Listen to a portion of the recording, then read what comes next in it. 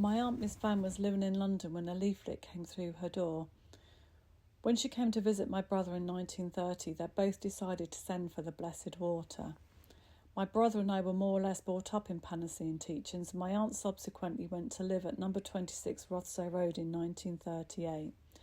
By then she had retired and had a state pension, but she worked as a servant for no wages. I became a member in 1940 when I was 16, the minimum age. I came to live in the community in 1941. I worked as a servant. I was paid an allowance as I had no money of my own. The allowance was 10 shillings a week in old money.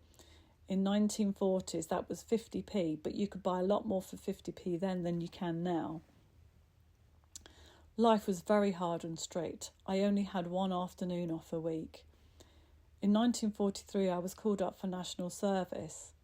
As I was looking after elderly people, I wasn't put in the armed forces, but instead sent to work in an aircraft factory.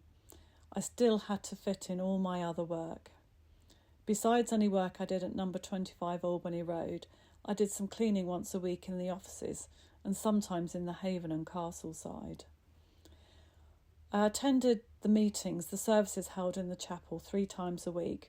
On meeting evenings, I didn't have to be back till 7 p.m. when I had to go and make supper. That gave me an extra half an hour, so I would go for a walk down the river, which I loved.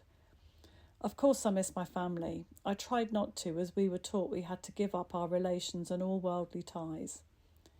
He who travels fastest travels alone. If we lived at headquarters, we weren't allowed to marry. We could do if we left living in the community. Most of the members were widows or widowers, or who had reached middle-aged. There were only 3 young ones, Ella, Phyllis and me. Ella did marry and she went to live in London, but eventually she came back and lived at number 9 Albany Road. In 1961, both my parents became ill and I went home to nurse them. It was only supposed to be a temporary measure, but my father died and I couldn't leave my mother. This was the winter months. In the winter months, the houses were very cold. There was no central heating then. I loved working in the gardens. By this time, so many of the old members have died and we were so few. I returned to headquarters in 1981 and was given the gardens to work in the 9 months of the year. And the other 3 were spent going around the empty houses, cleaning, washing curtains, that sort of thing. Whilst living in the community, we were all putting houses with people we rubbed up against. This way our faults and failings would reveal themselves as they had to be fought against.